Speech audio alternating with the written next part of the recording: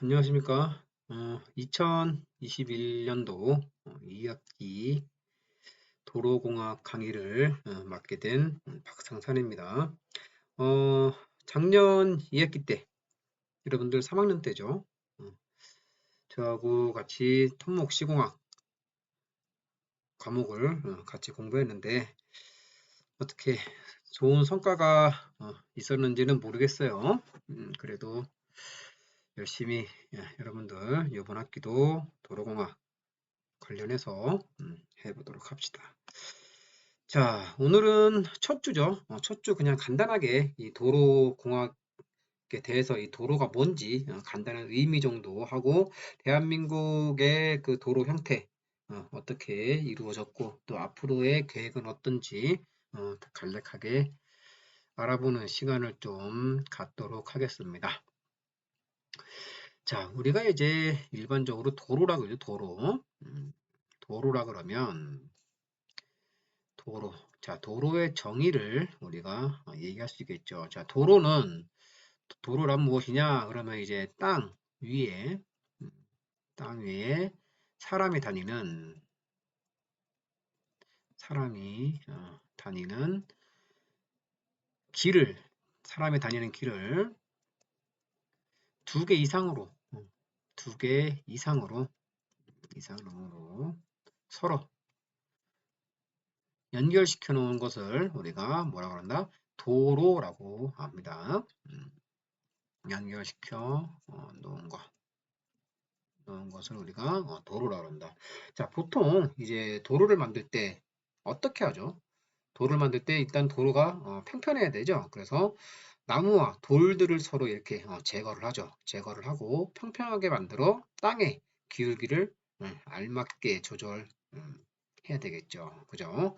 자, 물론 과거, 아주 옛날이죠. 옛날에는 이제 뭐 자갈이나 흙, 뭐 진흙, 뭐 이런 걸로 자갈이나 흙 또는 뭐 벽돌 같은 거, 그죠? 흑벽돌, 뭐 이런 거겠죠? 벽돌 같은 걸로 이제 도로를 만들었죠. 근데 지금 현대는 어때요? 현대는, 현대는 콘크리트, 콘크리트 또는 뭐 시멘트, 이런 재료들을 이용해서 도로를 포장하는 게 일반적으로 현대에서는 많이 쓰이고 있죠.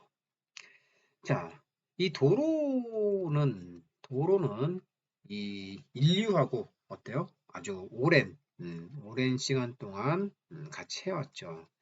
예를 들어서 뭐 우리가 역사에서 그걸 뭐라 그러죠? 그 옛날에 부여인가 발해인가 아무튼 간에 거기서 뭐 이렇게 왕실의 어떤 중앙 뭐 이런 식으로 쭉 요걸 보라고 했는데 아무튼 뭐 이런 경우 옛날에 그 다음에 뭐 중국이나 그런데 어때요? 그 도로가 굉장히 좀 잘 발달돼 있었죠. 자, 그 특히 이제 로마로 이어지는 도로는 아주 유명하죠. 그래서 모든 도로는 뭐로 통한다? 로마로 통한다. 뭐 이런 얘기도 있죠. 자, 그럼 이제 도로가 있기 전에 이제는 어떠한 교통수단이 있었을까요? 수로, 뭐 이런 교통수단이 있었겠고, 그 다음에 음, 도로 이전에는 수로 뭐 이런 게 있었겠고, 도로 이후에는 뭐 철도, 그죠? 산업혁명 이후에는 이 철도가 발달했죠. 그래서 이제 어떠한 그 산업혁명 이후 자동차, 즉 증기기관이 발달함에 따라서 도로가 굉장히 발달을 됐다. 그렇게 여러분들이 좀 이해를 하면 되겠어요. 자, 근데 이제 도로의 건설은 이제 국가의 어떠한 세금으로 지어지는 게 보통이죠. 간혹 이제 도로공사비하고 유지비를 해소하기 위해서 이제 요금소를 설치를 하죠. 특히 이제 고속도로 같은 경우 아니면은 음, 민자도로, 그 다음에 뭐 도에서 관리하는 뭐 도시고속도로 뭐 이런 식으로 어떤 요금을 걷는 데도 있죠. 자, 또한 이제 밤중에 운전자하고 보행자의 시야를 확보하기 위해서 뭐 가로등, 이런 것들 이제 안전장치를 설치하기도 하죠. 그래서 이 도로 같은 거, 도로의 발달, 이런 것을 전체적으로 한번 짚어봤습니다. 자, 그리고 이제 도로의 이제 역사를 보게 되면 최초의 길이 이제 동물들이 만든 어떤 트레일이 있었다고 하는 주장이 이제 보편적으로 받아들여지고 있죠. 근데 이제 다수의 경우는 이제 동물은 일정한 길을 따르지 않기 때문에 다른 이든 일부 길들이 잇따르는 동물의 트레일로부터 기원했다는 얘기도 있죠. 그걸 이제 믿는 사람들도 있어요. 그 이크닐드 가도는 그 인간과 동물이 모두 동일한 자연적인 선을 선택한 일종의 도로의 기원의 한 예로 보는 사람도 있죠. 그래서 도로의 역사상 이제 가장 대단하다고 여겨지는 것 중에 하나는 기원 전후에 이제 로마 제국이 유럽 곳곳으로 이동할 수 있는 매우 큰 도로망을 만들었다는 거죠. 기록에 의하면 이제 하급도로, 간선도로의 길이를 모두 합했을 때 약 30만 킬로에 달한다고도 해요. 그중 일부가 아직까지 그대로 사용되고 있다는 것을 좀 보면 그 당시의 도로의 우수성을 짐작해 볼 수 있죠. 로마가 유럽의 여러 곳으로 뻗쳐나가기 위해서 도로를 만들었는데 그때 사용한 도로가 아직까지도 사용하고 있다는 것을 보면 굉장히 어, 아주 그 당시에 도로가 대단한 것을 알 수가 있죠. 하지만 이제 로마 제국이 멸망한 후에 대략 한 1000년 정도, 1000년 동안에 어떠한 도로 기술, 도로 교통은 눈에 띄게 쇠퇴를 하였어요. 16세기쯤 돼서 이제 마차 교통, 이제 마차, 이제 마차 교통이 조금씩 발달하기 시작했고 이로 인해서 사람들은 도로에 개량에도 관심이 많아지게 됐죠. 자, 19세기 들어서 이제 영국의 T 텔포드와 JL 머케덤이 각각 비용이 적게 드는 이제 어떠한 그 노면 축조법을 개발을 하게 됩니다. 자, 그래서 이제 우리가 작년에 이 머케덤 도로 제가 한번 설명을 드렸었죠. 이 머케덤이라는 사람이 어떠한 19세기에 노면 축조법을 개발하고 덕분에 쉽게 노면을 만들게 되었죠. 자, 하지만 이제 비슷한 때 이제 철도가 산업혁명 이후로 철도가 발명이 되죠. 그래서 증기기관이 발전함에 따라서 이 자동차 산업과 철도가 발전을 하게 됩니다. 자, 그 후 이제 내연기관하고 공기, 그 다음에 고무 타이어 등이 발명되고 20세기 초부터 자동차가 이제 실용화 되고 성능이 향상됨에 따라서 도로는 다시 발달하기 시작했죠. 또 콘크리트 포장 그리고 아스팔트 포장이 개발되어 지금의 어떠한 도로 시대에 이르게 되는 거죠. 참고적으로 이제 세계에서 가장 오래된 포장도로는 기원전 이제 2600년 전, 2600년에서 2200년 사이 특정 시점에서 이집트에서 가장 오래된 포장된 도로가 있다. 이집트에 있대요. 저도 잘 몰라요. 있대요. 이집트에 있대요. 자, 그럼 이제 도로의 기능에 대해서 좀 한번 짚고 넘어갑시다. 어차피 첫 시간이니까 그냥 마음 편하게 들어주세요. 자, 도로의 기능. 도로의 기능. 자, 도로의 주기능. 주기능은 뭘까요? 주기능. 자, 도로의 등급에 따라서 도로의 등급에 따라서 등급이 높은 고속도로나 간선도로의 경우 높은 이동성, 등급이 낮은 등급이 높은 고속도로나 간선도로의 경우 높은 이동성, 등급이 낮은 지방도로, 국지도로는 양호한 접근성을 목표로 가집니다. 그래서 도로의 기능, 도로의 주기능은 도로의 등급에 따라 등급이 높을 경우 어떤 이동성을 중시하고 도로의 등급이 낮을 경우는 뭐다? 양호한 접근성을 목표로 한다. 그냥 참고적으로만 알아두세요. 자, 그 다음에 도로의 이동 기능, 이동 기능 있죠. 이동 기능. 이것은 자동차, 그 다음에 자전거, 보행자의 운행을 가능케 하고 시간 거리의 단축, 운행비의 절감 등을 달성하는 데 목적이 있어요. 자, 그 다음에 이제 접근 기능이 있죠. 도로의 접근 기능, 그죠? 자, 지역 개발의 어떠한 기반 정비, 생활 기반의 확충, 그 다음에 토지 이용의 보존 등을 달성하는 데 목적이 있습니다. 자, 그 다음에 도로의 보조 기능이 있죠. 도로의 보조 기능. 첫 번째, 공간 제공이 있죠. 자, 양호한 주거 환경 형성, 방제 기능의 강화, 그 다음에 전기, 전화, 가스, 상수도, 지하철, 지하주차장 등을 수용 등의 목적을 달성해서 도로 아래뿐만 아니라 도로 위에 고갓도로, 그 다음에 경량 전철을 건설한 공간을 제공하죠. 도로의 위에, 그 다음에 도로의 아래, 그죠? 그래서 그 밖에 이제 상인들의 가판을 벌여 장사를 하기도 하는 어떠한 공간을 제공한다. 자, 두 번째 이제 방제 기능이 있어요. 자, 방제라는 것은 무엇을 이제 재해를 이제 방지한다는 거죠. 어떻게 화재가 났을 때 도로로 인접해 건물로 불이 번지는 것이 차단되죠. 화재가 났을 때 도로로 불이 넘어가야 되는데 이 불을 넘어가는 것을 차단하는 기능, 그죠? 그 다음에 비가 많이 내릴 때 도로 자체가 어떠한 배수로 역할을 하기도 한다.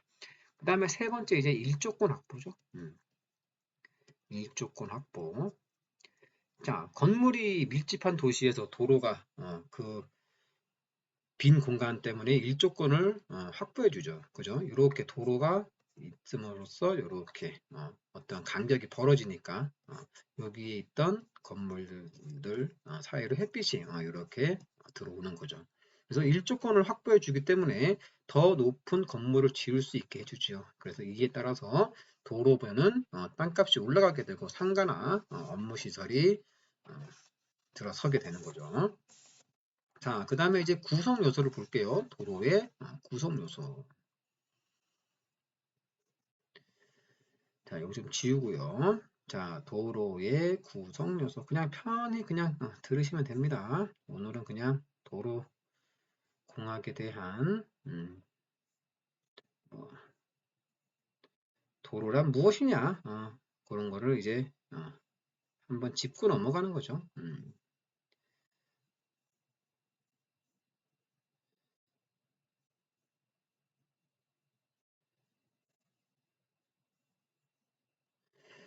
자, 이제 도로의 구성 요소.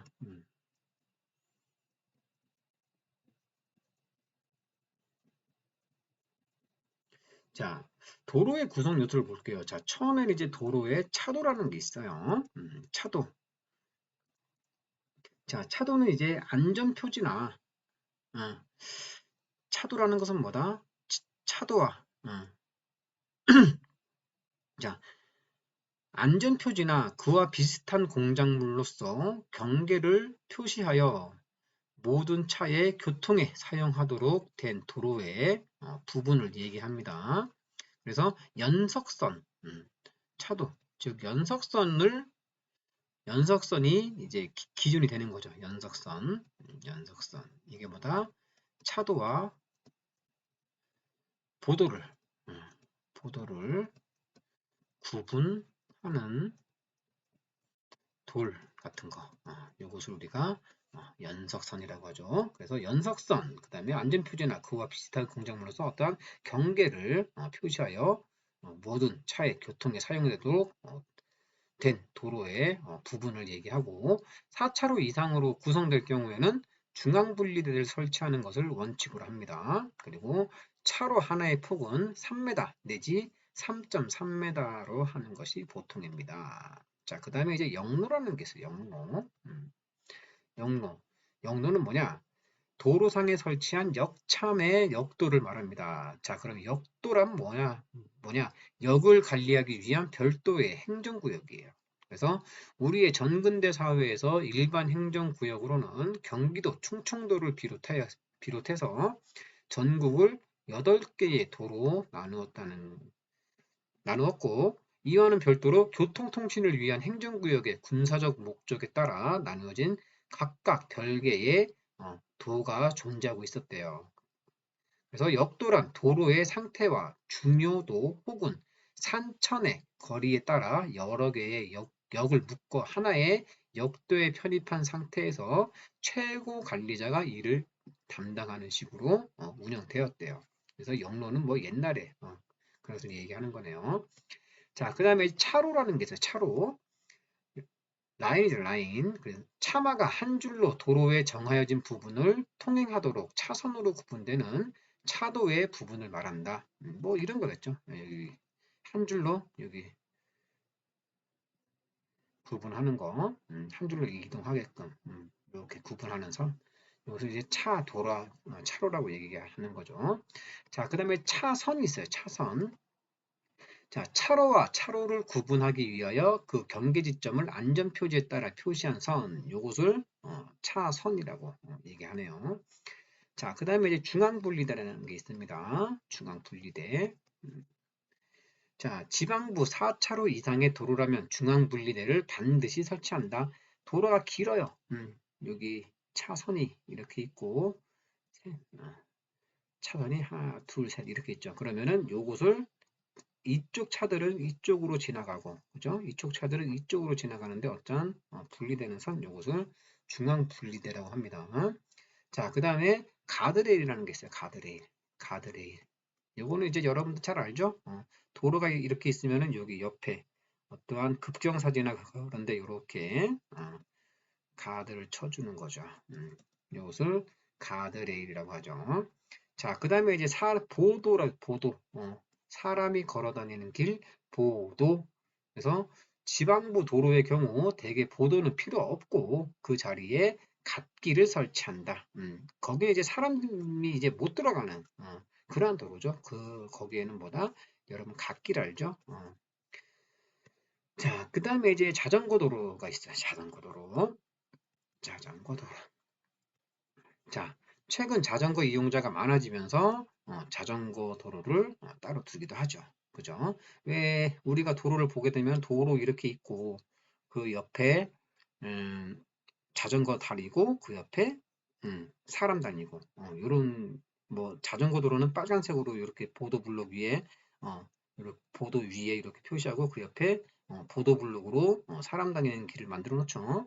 자, 그 다음에 이제 방음 시설 있죠. 방음 시설. 우리 길 가다가 아파트 주변 보면은 방음 이렇게 길 가다가 보면 아파트 주변으로 해가지고 이렇게 방음 시설을 설치하는 거 보였을 거예요. 그래서 간선도로 옆에 주택지나 병원처럼 정숙한 환경이 필요한 건물이 들어설 경우에 도로에 이제 방음 시설이 설치가 되죠.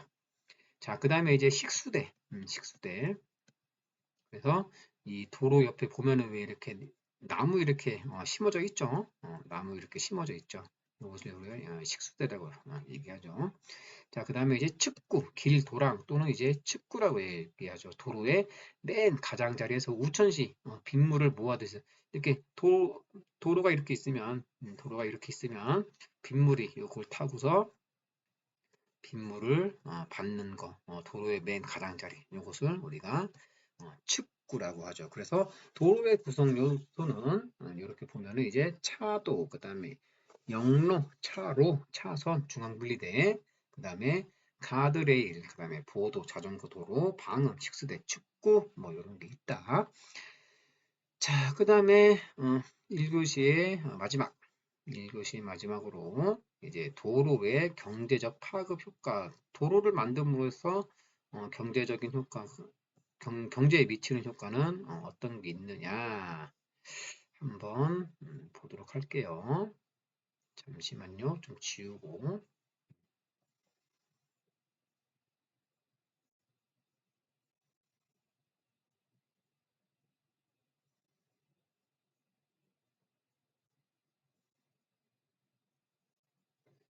좀 지울게요.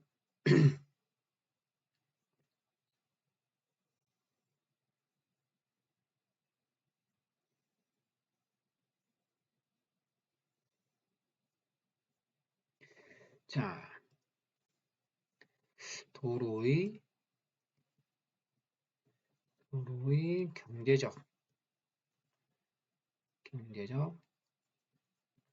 파급 효과. 자, 도로망이 발달된 국가. 자, 첫 번째, 도로망이 발달된 국가. 발달된 국가가 있을 거고, 그 다음에 도로망이 발달되지 않은 국가가 있겠죠. 않은 국가가 있을 거예요. 자, 당연히 도로망이 발달된 국가가 어떠한 경제적으로 굉장히 발달하는 경우가 많이 있죠. 그래서 이제 뭐 미국이라든지 일찍부터 이제 미국이라든지 어떤 영국이라든지 어떤 우리가 이제 선진국이라고 불리는 나라들, 그러한 나라들은 일찍부터 도로망이 발달된 국가다. 그래서 예, 예를 들면 이제 미국 같은 경우 우유의 97%, 그다음에 야채나 과일의 70%, 의리의 99%가 도로 위를 달리는 이제 트럭으로 수송된대요. 그래서 판유리 전체 생산량의 75%, 고무의 70%, 라디오의 40%가 자동차를 만드는데 소비가 된다고 합니다. 그래서 1952년 보스턴에서는 교외를 관통하는 6차로 고속도로인 매사추세츠 루트 128이라는 도로가 건설되고 나서 닭장이나 토마토, 밭으로 쓰이던 땅의 컴퓨터, 광학, 전자연구소와 같은 우주 시대를 이끈 600여 개의 회사가 들어서서 5만 5천 개의 일자리가 생겨났고 땅값도 뭐 13년 만에 뭐 100배가 뛰었대요. 그래서 이 도로망이 발달되면 그만큼 어떤 산업이 바뀌고 그만큼 많이 일자리가 생기게 됐다. 뭐 이런 얘기예요. 그다음에 이제 도로망이 발달하지 않은 국가는 뭐 위의 것과 반대로 되겠죠. 그래서 예를 들면 이제 인도에는 57만 5천여 개의 마을이 있는데 이 가운데 도로 포장 도로로 연결된 곳은 30%밖에 안 돼서 이 쌀을 배달받지 못하는 마을이 허다하대요. 그래서 비가 오면 길이 진흙밭으로 변해버리는 바람에 우천시 교통이 좋지 않대요. 그래서 쌀을 이제 산모작을 하는 인도네시아 자바섬은 도로가 부실해 이 쌀을 운반할 수가 없어서 이 굶어 죽는 사람이 굉장히 많다고 합니다. 근데 이제 1980년대 이제 아시아은행 차관으로 이제 많은 도로를 인도에서도 건설을 했다고 하네요. 자, 그래서 이 도로라는 것은 어떠한 국가의 운명과도 결정 지을 수 있고, 도로가 발달된 경우 이제 군사적으로도 뭐 식량 보급을 빨리 하는데 하기 때문에 이 군사적인 어떠한 승패, 전쟁의 승패에 있어서도 옛날에 많이 좌우를 했다. 그렇게 간단하게 이해를 하고 계시면 되겠습니다. 자, 그러면 10분 쉬었다가 2교시 진행하도록 하겠습니다.